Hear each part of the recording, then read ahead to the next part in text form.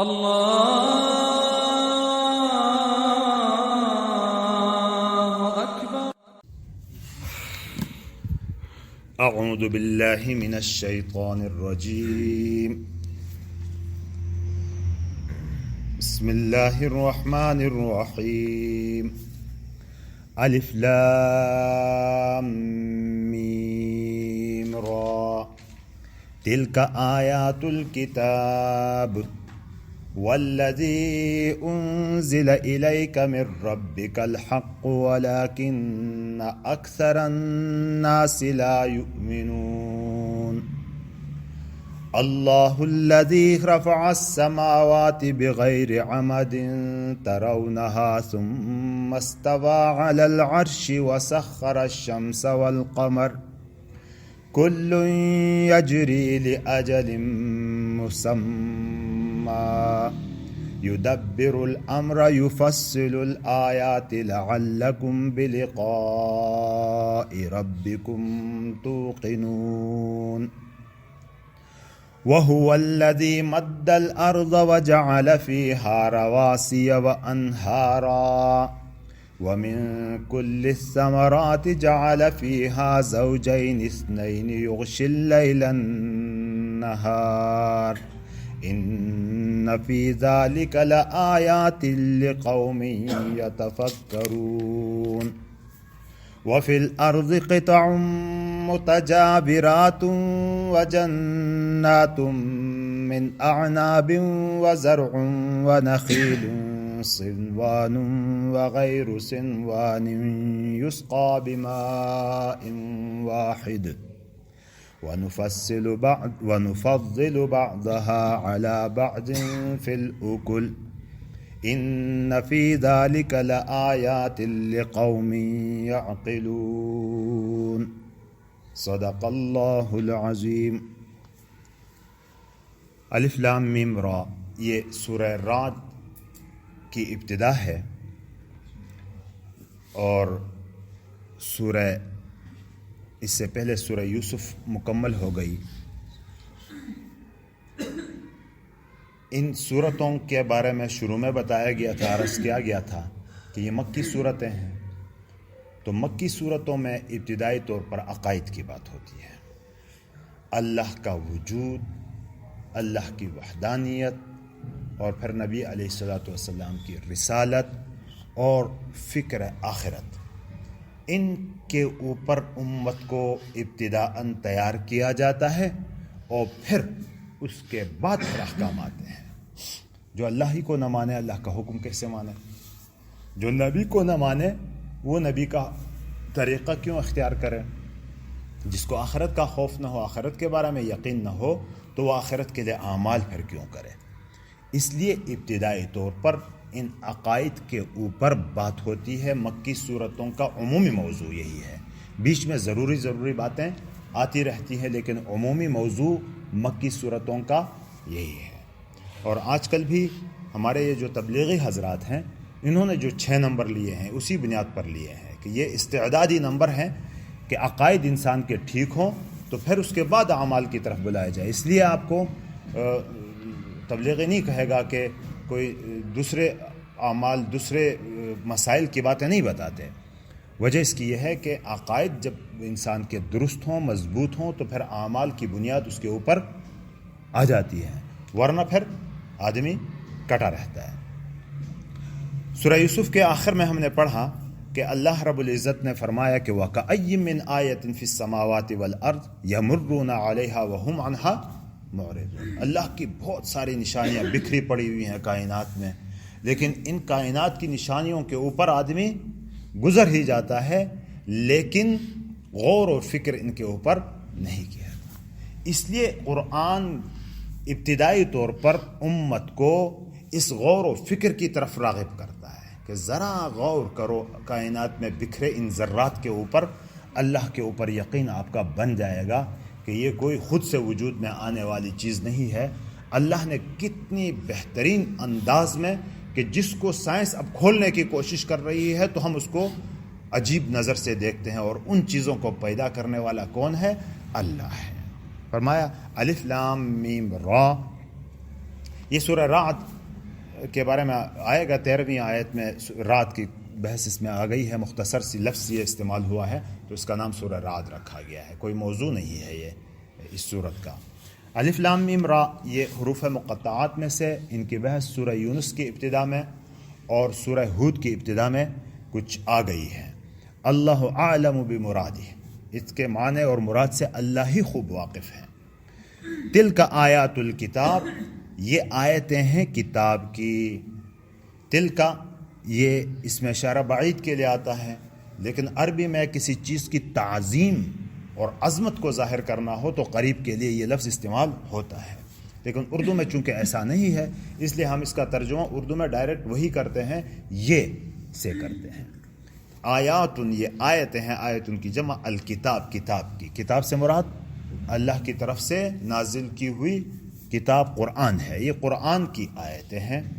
والذی انزل الیک، اور وہ جو نازل کی، انزل ینزل انزال نازل ہونا، انزل مجہول کا صیغہ ہے، والذی اور وہ جو کہ انزل الیک تمہاری طرف نازل کی گئی اے نبی، من ربک تمہارے رب کی طرف سے، الحق وہ حق ہی ہے، سچ ہے۔ تو یہ دو چیزوں کا ذکر کیا گیا، کتاب اور وہ چیز جو تمہارے اوپر نازل کی گئی، یا تو یہ دونوں ایک ہی ہیں، قرآن ہی کے بارے میں ہے، اور بعض حضرات فرماتے ہیں کہ نہیں، الکتاب سے مراد تو قرآن ہے، والذی انزل الیک من ربک جو تمہارے رب کی طرف سے تمہاری طرف نازل کی گئی، اس سے مراد نبی پاک صلی اللہ علیہ وسلم کے اقوال، احوال اور افعال اور آپ کی تقریر ہے، یعنی احادیث مبارکہ ہے اس سے مراد، کیونکہ وما ینطق عن الہوی ان هو الا وحی یوحی، نبی صلی اللہ علیہ وسلم اپنی طرف سے کوئی بات نہیں کرتے، وہ تو صرف وہی بات بتاتے ہیں جو وحی بتاتی ہے، جو وحی بتاتی ہے وہی حضور نبی اکرم صلی اللہ علیہ وسلم بتاتا ہے، اس لیے نبی علیہ الصلوۃ والسلام کے احادیث بھی وحی ہیں۔ لیکن وحی اور حدیث اور قرآن میں فرق یہ ہے کہ اس کو ہم وحی مطلوع کہتے ہیں کہ اس کے الفاظ بھی معنی بھی اللہ کی طرف سے ہیں، اور اس کو وحی غیر مطلوع کہتے ہیں جس کی تلاوت قرآن کی طرح نہیں کی جاتی ہے، تو اس کو ہم اس کے معانی تو اللہ کی طرف سے القاء ہوتے ہیں، الفاظ نبی صلی اللہ علیہ وسلم کی طرف سے ہے۔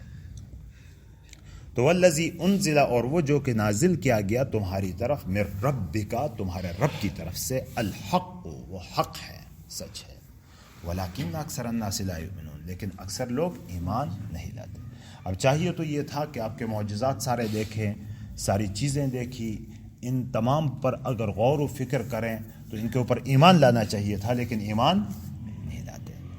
پھر آگے ایمان نہیں لاتے، ان کو غور و فکر کی دعوت دی جا رہی ہے، خصوصاً قریش مکہ کو اور عمومی طور پر تمام انسانیت کو غور و فکر کی دعوت دی جا رہی کہ اللہ الذی، اللہ وہ ہے جس کی تم بات نہیں مانتے، جس کے اوپر تم ایمان نہیں لاتے، وہ کون ہے؟ اللہ الذی، اللہ وہ ذات ہے، رفع السماوات، رفع یرفع اٹھانا، اونچا کرنا، السماوات آسمانوں کو، بغیر عمد بغیر ستونوں کے، عمد عمود اور عماد کی جمع ہے، ستون کو کہا جاتا ہے، عمدہ اعتمدہ کے معنی جس کے اوپر ٹیک لگانے کے معنی میں یہ آتا ہے، اور پھر یہ کسی عمارت اور مکان اور خیمہ وغیرہ کے لیے ستونوں کے معنی میں یہ استعمال ہوتا ہے، کیا بغیر عمد بغیر پلر کے، ترونہا جسے تم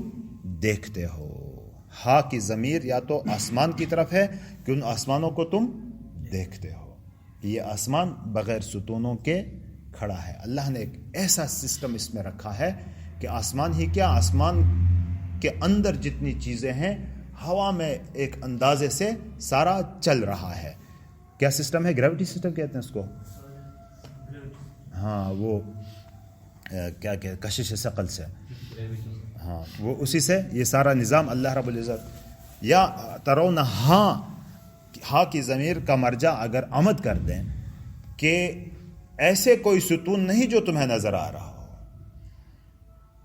ایک ایسا سسٹم اللہ نے رکھا ہے، اس سے اس کو اٹھائے۔ ثم استوى علی العرش، پھر عرش پر استوا، استوا کے لفظی معنی سیدھے کھڑے ہونے کے آتے ہیں، اور استوا علی العرش کے معنی عرش پر قائم ہونے کے، بیٹھنے کے معنی میں آتے ہیں۔ اب اللہ رب العزت کیسے بیٹھے ہیں آسمان عرش پر؟ تو یہ ان متشابہات میں سے ہے جو میری اور آپ کی سمجھ میں نہیں آتے، جس کی کیفیت اور جس کا طریقہ اور جس کا کی تشبیہ، جس کی مثال ہم بیان نہیں کر سکتے۔ وسخر الشمس، اور سخر یسخر تسخیر کہتے ہیں کام میں لگا دینا، اور سخر الشمس والقمر، سورج اور چاند کو تذلل کے معنی بھی آتا ہے کہ ان کو تابع بنا دیا، ان کو کام میں لگا دیا۔ اور وہ کام کس نے لگا دیا؟ اللہ نے۔ جس کام میں لگایا ہے اسی کام میں وہ چلے جا رہے ہیں، ذرا بھی توقف نہیں ہے اس میں۔ کل یجری، سبھی چلتے ہیں، لأجل مسمن، ایک خاص مدت کے۔ لام بمانے فی کے، فی اجل مسمن کے خاص مقدار میں چلتے ہیں، تو اس کا مطلب یہ ہوگا کہ یہ سورج اور چاند ایک کے لیے خاص مدار مقرر ہے، اس مدار میں اپنے ہزارہ سالوں سے چلے آ رہے ہیں، کبھی کوئی مشین گھستی نہیں، کوئی بیرنگ تبدیل کرنے کی ضرورت نہیں پڑتی، اور اس قسم کا کوئی کارروائی نہیں کرنی پڑتی، ہزاروں سال سے چلا آ رہا ہے، ایک سسٹم ہے وہ چل رہا ہے۔ تو ایک یہ چاند پھر اپنا وہ مدار ایک مہینے میں پورا کر لیتا ہے، سورج اپنا یہ مدار سال میں پورا کر لیتا ہے۔ تو کل یجری فی اجل مسمى، اور لام بمانے الا کے بھی آ جاتے ہیں کہ اجل مسمى، الا اجل مسمى، ایک خاص مدت تک کے لیے ہے، کہ جب یہ ڈیڈ سٹار بن جائیں گے، جب یہ سارے ختم ہو جائیں گے اور ٹکڑے ٹکڑے ہو جائیں گے، وہ کب ہے کہ قیامت کا دن آ جائے، اس وقت تک یہ چلتے ہی رہیں گے۔ یدبر الامر، اب دیکھو یہاں اللہ اپنی قدرتوں کو بتا رہا ہے اور انسانیت کو دعوت دے رہا ہے کہ ان پر ایسے ہی مت گزرو، ان کے اوپر ذرا غور اور تدبر کرو، ذرا سوچو کہ یہ کیسے وجود میں آئے ہیں، کہاں سے آ رہے ہیں اور کیا کام کر رہے ہیں۔ یدبر الامر، کام کی تدبیر کرتا ہے اللہ سارے کاموں کی۔ یفصل الآیات، اپنی آیتوں کو کھول کھول کے بیان کرتا ہے۔ کون سی آیتیں؟ وہ اوپر آیتیں آیات الکتاب یہ بھی ہیں، اور یہ آیتیں جو ابھی بیان کی کونی آیتیں، یعنی آیات قرآن کی بھی اور آیات کون و مکان کی بھی، کونی آیتوں کو بھی تمہارے لیے کھول کھول کے بیان کرتا ہے۔ تو اذان کے بعد باقی بات ہوگی پھر۔ یفصل الآیات، وہ آیتوں کو کھول کر بیان کرتا ہے، تفصیل کرتا ہے۔ لعلکم بلقاء ربکم توقنون، تاکہ تم، یہ لعل کا لفظ امید ہے، تاکہ تم بلقاء، لاقا یلاقی، ملاقات کے معنی ملاقات، اور لقاء کے معنی ملنا ایک دوسرے سے۔ لقاء ربکم، اپنے رب کے ساتھ ملنے کی، توقنون، یقین کر سکو۔ ایقان، اوقن یوقن، ایقانن کے معنی ہوتے ہیں یقین کے معنی میں آتا ہے۔ یقین کا مطلب ہوتا ہے ایسا علم کہ جس میں شک کا کوئی شائبہ نہ ہو، جس کے قریب سے شک کوئی گزرے ہی نہ، اس کو یقین کہتے ہیں۔ تاکہ تم اپنے رب سے ملنے کا یقین کرو۔ آگے پھر اور نشانیاں کائنات کی، کونی، تکوینی۔ وَهُوَ الَّذِي، وہ ذات ہے، مد الارض، مد یا مد کے معنی ہوتے ہیں کھینچنے کے معنی میں آتے ہیں، اور یہاں پھیلانے کے معنی۔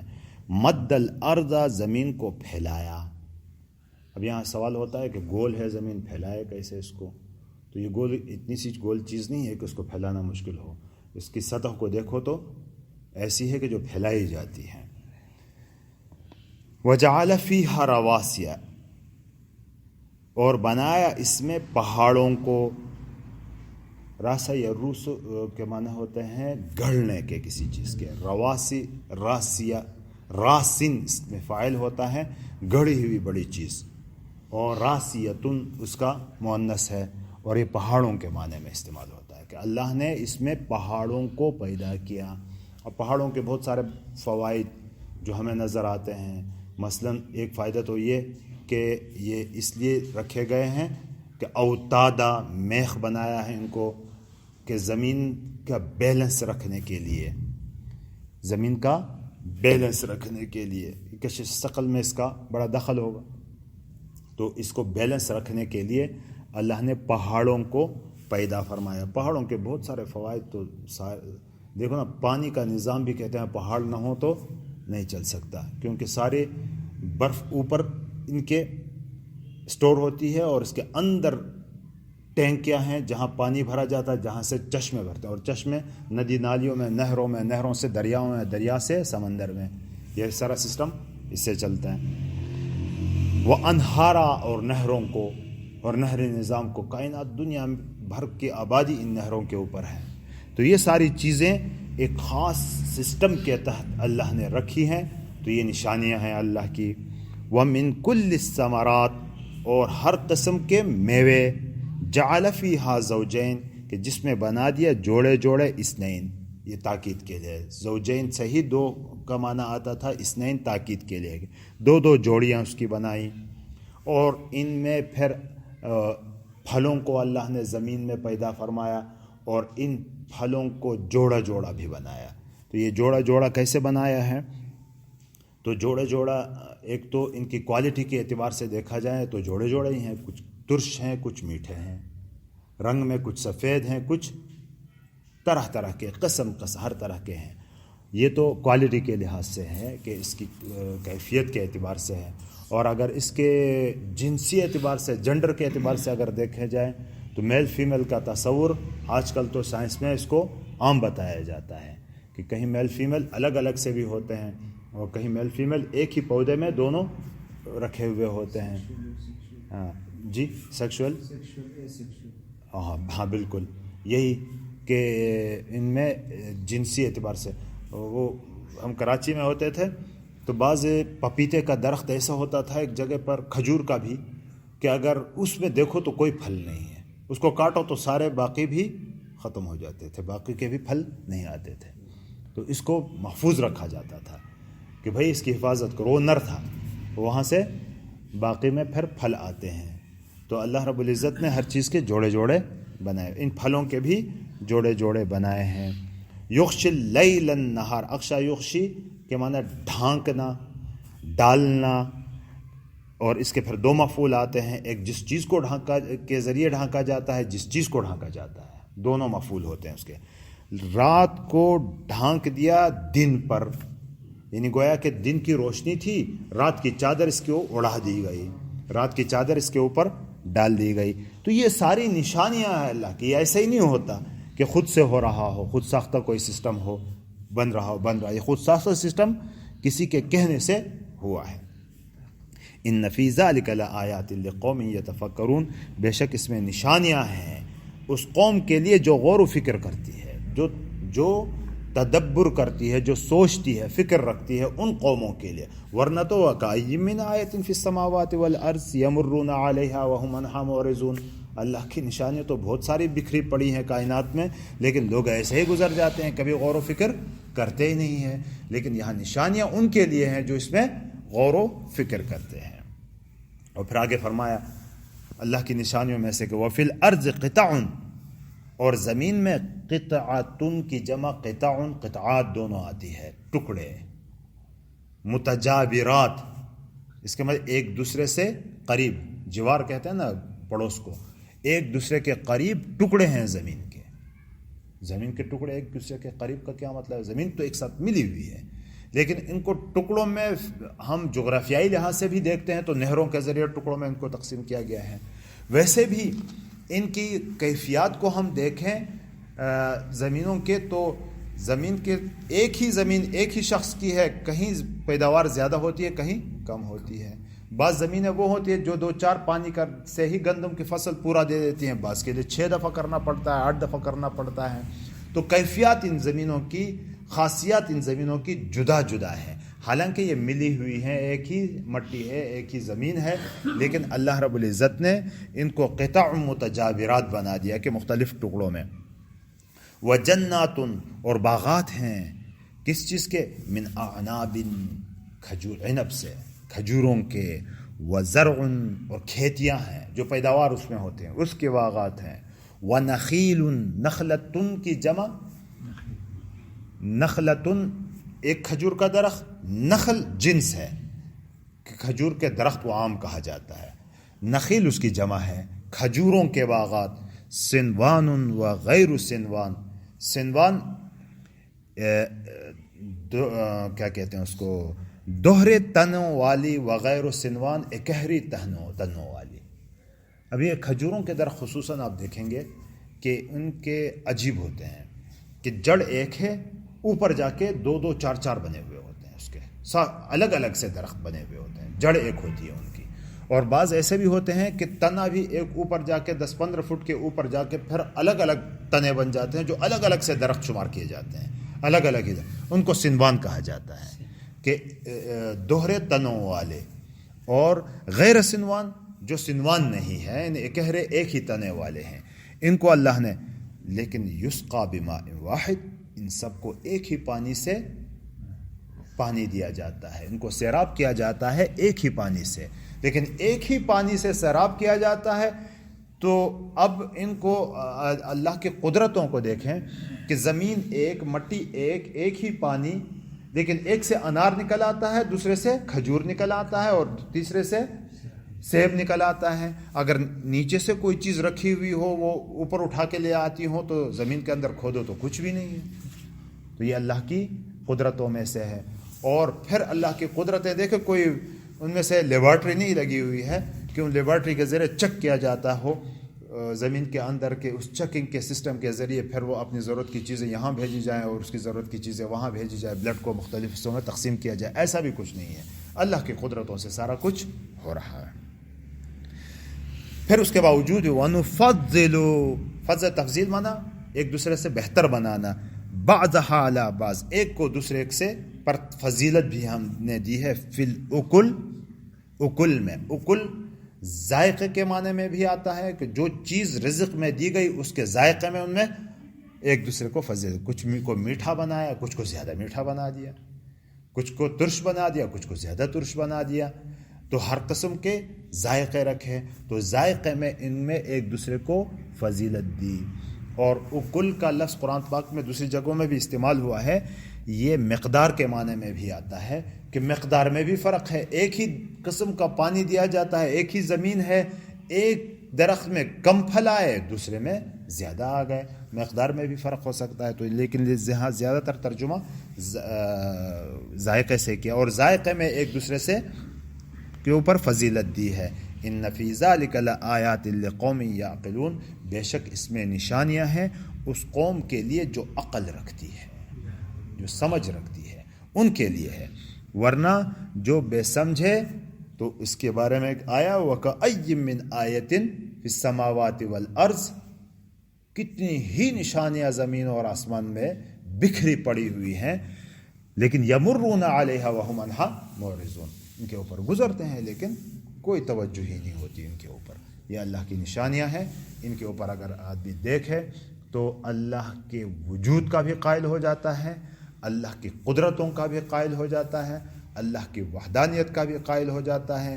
پھر وہ اللہ جس کو پیغمبر بنا کے بھیجتا ہے اپنے پیغامات دے کر، اس پر بھی یقین کرتا ہے، اور پھر اس اللہ کے کہنے پر اس قیامت پر بھی اس کا یقین ہو جاتا ہے.